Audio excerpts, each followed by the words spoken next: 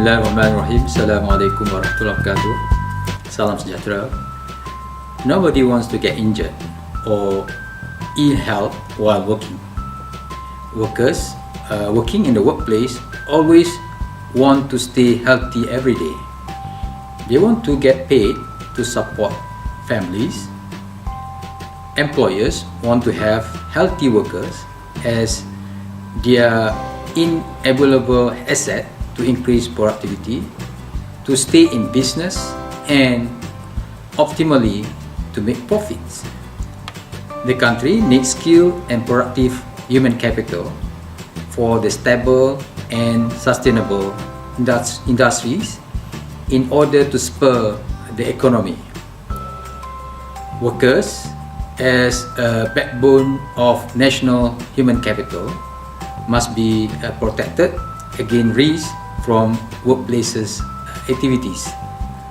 Failure to do this, investment in human capital will be wasted. The productivity of the organization will be affected. The injured worker's life and his family will be in trouble. Every day there are injuries, ill health, and even fatality happening at the workplace. From the perspective of occupational safety and health, these are happening due to ineffective control of OSHRIs exposed to the workers. Accident and ill health will happen if there exists unsafe condition or unsafe act by workers or both at the workplace.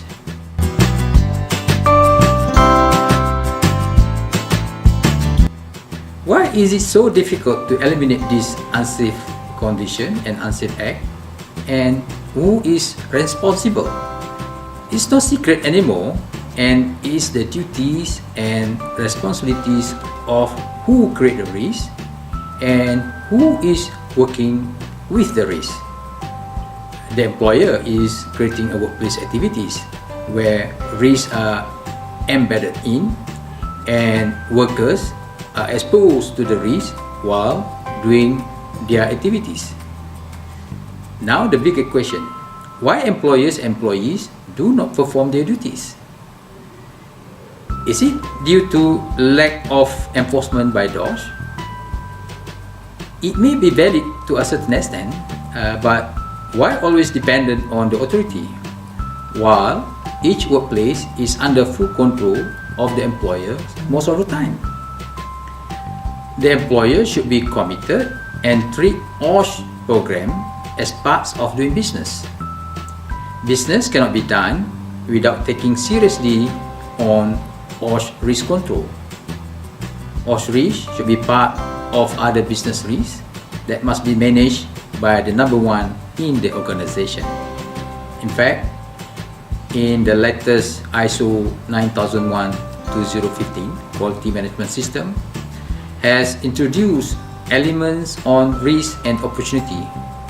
OSH risk can be one of the business issues that require the organization to deal with to ensure producing sustainable quality products or services. Moving forward, the International Organization for Standardization (ISO), with cooperation with the International Labour Organization (ILO), has introduced ISO 45001-2018 Occupational Health and Safety Management System for the organization or employer to manage OSH at the workplace. So it is pertinent that OSH is part of business.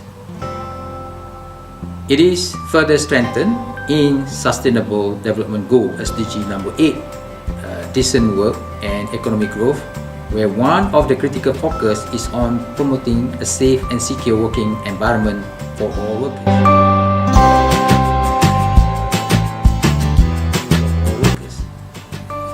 OSH in Malaysia was introduced very much earlier, to be exact, in year 1878.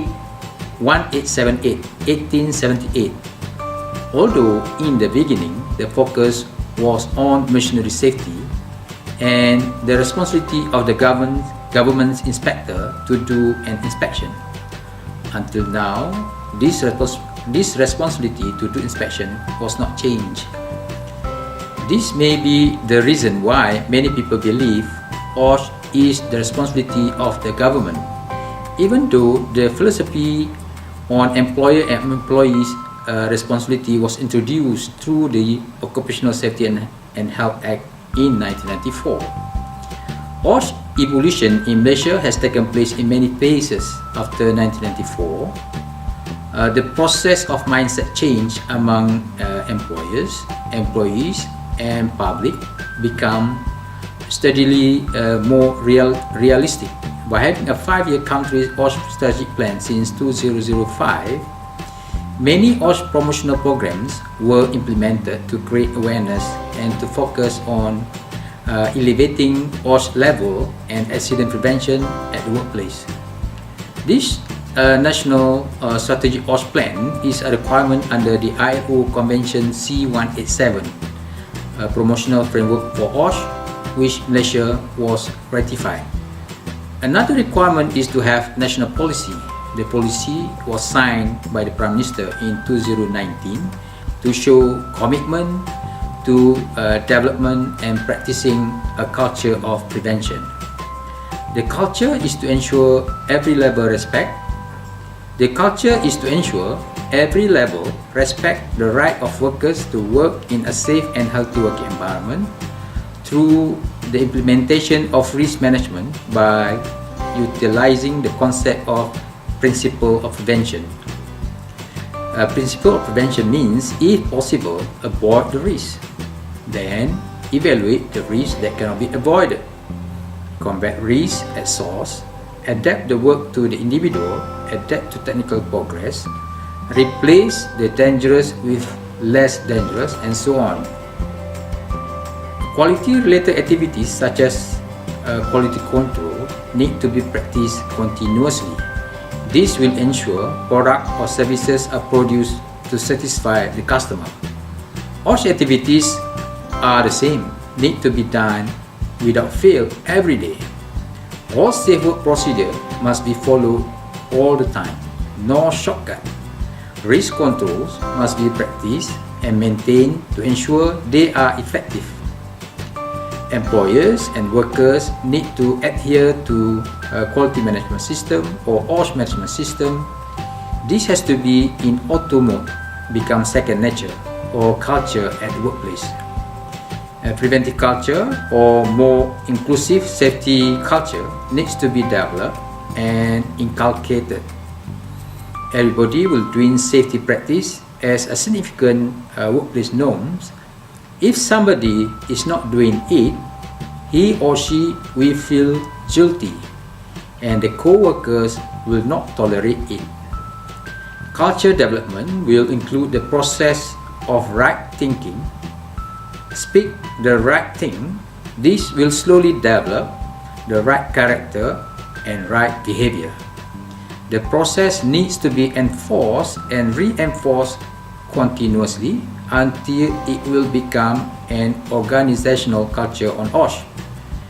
To be on the fast track in developing the culture, an organization must implement OSH management system. It is quite impossible to practice safety without OSH MBAS.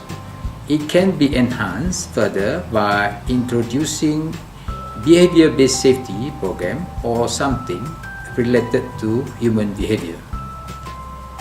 Humanology is the science of understanding human nature. To understand why many employers and employees accept the fact that workplace accidents happen every day, but the accident will occur at other workplaces, not India's. This syndrome must be eliminated, and they must change their attitude, and their workplace also will have an accident if there exists unsafe condition and unsafe practice. OSH is a journey and not the destination.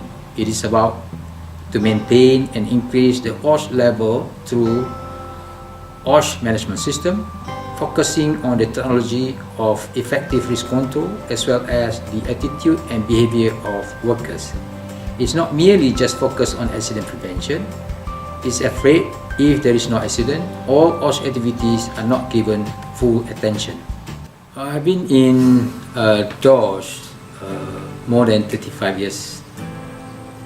So from the beginning until now, I've experienced many things. I've witnessed unsafe act, unsafe condition, injury, even fatality.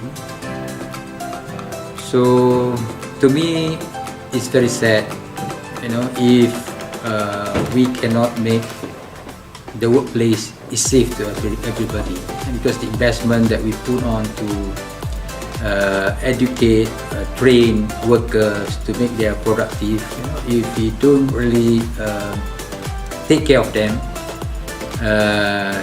this actually is a waste to the organization, to the workers, as well as to the families, and also to the country. So that's why we have to do something. We have to make sure that risk exposed to the workers must be controlled effectively. If we don't control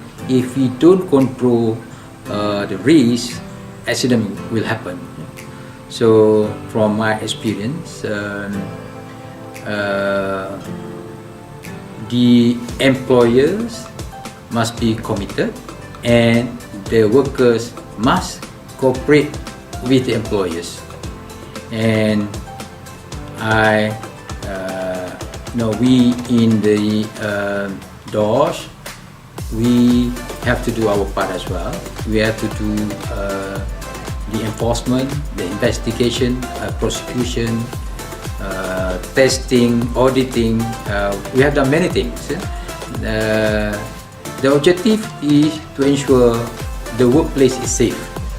And from our experience, when we investigate the accident, we know there are many shortcomings from the workplace, from the responsibility of the employers, employees. So if everybody is is taking their responsibility to ensure the workplace is safe, I think we can prevent the accident. So all must be start with the identification of the hazard, and after that quantification of the risk, and after that the most important one is to have effective risk control.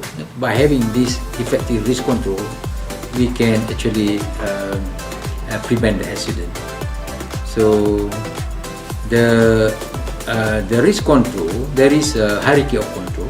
Start with the elimination and substitution, engineering control, administrative control, and also using the PPE. So using of PPE is last line of defense. It's not effective. Must be together with at least engineering control. So DOSH, most of the time we will focus on to have effective risk control through at least engineering control. That's why we have many code of practice, guidelines, even the regulation, all talking about the effectiveness of the engineering control to prevent accident. So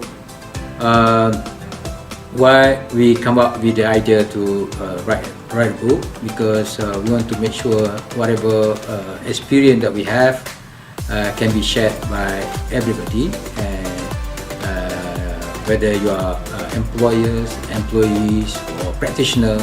So there are many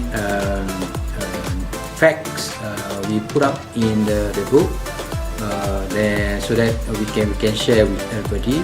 The intention is we want to make sure we can prevent accident, and everybody can work in safe and healthy working environment. Workers will be healthy and productive.